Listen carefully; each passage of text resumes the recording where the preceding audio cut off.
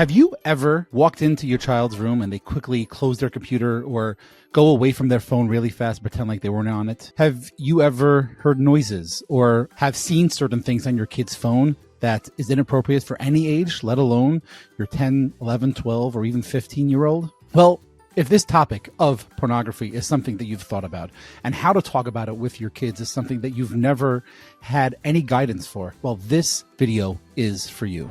Hello.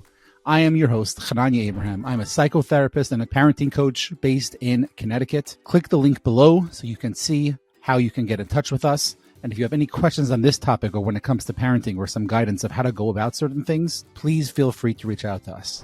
So when it comes to pornography, I think there are some very, very important things of how to go about it that can really be helpful and help us be more receptive, help our children be more receptive to how we are going to deliver and have a really, really important conversation with them. So I think the first and foremost thing when it comes to talking about pornography to our kids is to approach it with curiosity and not shame.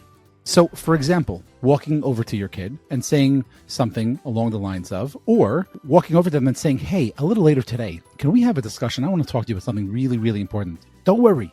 You're not in trouble. Nothing happened. But I feel like there's something I really, as a parent, I have a responsibility to talk to you about. And I want to do it a little bit later on today. And then when you approach them, you talk about saying, you're going to have a phone, you're going to have internet, and there's going to be times where, whether it's on purpose or by mistake, you're going to come across some material online, some what's known as explicit material, whether it's naked men, naked females, and they are going about acting in a way where it's really supposed to be something that's supposed to be very, very private and very personal. And that's something called pornography. You might be familiar with it. It might be something that some of your peers or classmates or neighbors or even maybe one of your siblings have introduced you to. Well, this is something that it's really important for us to talk about properly and what it is. And I want to talk to you about that. So when you approach them, remember rule number one is approach it with curiosity, no shame, and just have a conversation. Don't be accusatory. Don't say, well, I walked into your room yesterday and I saw certain things, or I heard certain noises coming from your room because you forgot to put on your headphones. This is not about getting them in trouble. This is about teaching them. So approach it in a very, very respectful, non-shameful way. That is rule number one. Rule number two, explaining to your kid what pornography actually is. So you might see images or videos, something that is very, very deep and meaningful and very, very personal and intimate. And it's usually something that's reserved for relationships or marriage. Just look like entertainment. And it takes something that's so sacred, being with your partner, and turns it into something that is just about entertainment and just about maybe people making money from it, which could usually be the case in pornography. And when it comes to real intimacy, real connection, and having a sexual relationship with a partner of yours, it's about connection. It's about being real. It's about commitment. But pornography takes all that, turns it, flips it over, and now just turns something into just pleasure. Yes, being intimate, having sexual relationships with your partner is supposed to be fun and you should have pleasure. But when it's exploited, when you're watching pictures of others, sometimes they could be forced, sometimes they could be without their knowledge that they're being filmed, and those pictures could be something that is not necessarily something that they give permission to share with others. When we look at those things, it sort of takes away and adds a little bit of, let's call it dirt, onto our image of what intimacy and what sex is supposed to be. So when we talk to our kids about what pornography is and how it can really dampen the concept of what intimacy and sex is supposed to be, that can really help a child understand. And be prepared. They might have questions. You might stutter. You might have your own opinions of things. But when you're talking to your kid about this, make sure that they understand it's really not healthy to be seeing those things, because what's happening, for the most part, is rule number three. Meaning, in rule number three, we talk about the concept of explaining how it's affecting you and how the brain is affected. So when we talk about endorphins, when we talk about pleasure principles, when we watch certain things, it becomes addictive. And because we want to, we enjoy it. And when we see more of it, we just want to see more of it. And sometimes it could be hours and hours later before we actually realize, I should probably go to sleep now because I have school tomorrow. But when we talk to our kids and say, when we start down this rabbit hole, it can be really, really detrimental to our emotional, mental, and even intimacy levels of self, of how we're going to want to give over and be a part of intimacy going forward.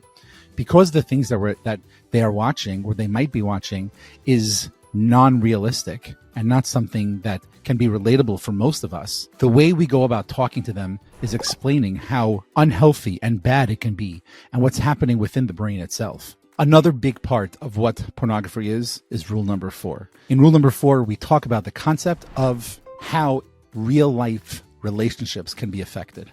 So if someone is going to watch a video or see pictures of a body being exploited and used, so now they might think that when they go into a relationship, that's what intimacy is supposed to be, because that's what I saw. That's what has millions and millions of views. That's what I watched for hours and hours. That's what my friends talk about. But when we talk about it with our kids, for them to understand that those images, those videos, that's not reality. That's not what a relationship is supposed to be. It's really important for them to realize that the way they're going to have these images stamped into their memory is really, really going to affect the way they're going to have and seek relationships and build and hopefully enhance relationships through the concepts of sex and intimacy. So by explaining to them that it's not going to be helpful and it could be unhealthy and detrimental to future relationships, that could also be a very key point. But let's not forget the importance of making sure that this is not done in a threatening, even scary way. Yes, it's a serious topic and we should talk to them. So when you're having these conversations or something like this, have some food. Go out, go get a coffee or hot chocolate and just sit with them and talk to them about a very serious thing. But as a parent, as a guardian, you have an obligation to teach and give over these really, really, really important topics and talk about this. I think one of the most important things is rule number 5. When we talk about being open and honest and having conversation about this. When we tell our kids, I care about you so much. And the internet should be something that should be teaching you properly. And when it's not, when you're confused, you might have questions. Let's talk about this. Let's bring this into the room, us here in this family unit, where we can talk about this topic in a way where it's beneficial and going to enhance future relationships, maybe even the one that your child is in right now. When you see something that may be confusing or might make you stay up at night or bring about certain feelings inside, let's talk about it. Here's the rule that I want you to think about. Create an environment at home that instead of a child thinking, I cannot tell my parents this, turn it into, I can't wait to talk to my parents about this. You know how we do that? By having these type of very, very hard, but yet important and difficult conversations. It's really important to create an environment where the child feels that the door is always open. So quickly, again, let's go through what these 5 steps are when it comes to talking to your child about pornography. The first thing is to be curious and make it something that is a non-guilty conversation when it comes to talking to them. Number 2, we talk about the concept of what pornography actually is and how it's something that could be very detrimental to their own view of what sex and intimacy is. Number 3, we talk about the concept of brain science and the addictive personalities and how it's going to completely put on a pair of glasses that are unclean and unhealthy when it comes to what sex is and how they should be in relationships with others and looking at the opposite gender or even the same gender. Number 4, we talk about the impact that it's going to have on real life relationships. And number 5, make sure that these conversations are something that they want to come back to. Create an environment at home where you are able to be there for them. It doesn't mean that it's like a 7-Eleven, it's open 24/7, but give them the impression that this home is a 24/7 7-Eleven type place. You can always come knocking. Yes, you could be doing something else. And they also know they can come to you. And if they say it's really important, our job is to say, you know what? I'm coming home from my date night right now. No problem. I'm yours because this is important.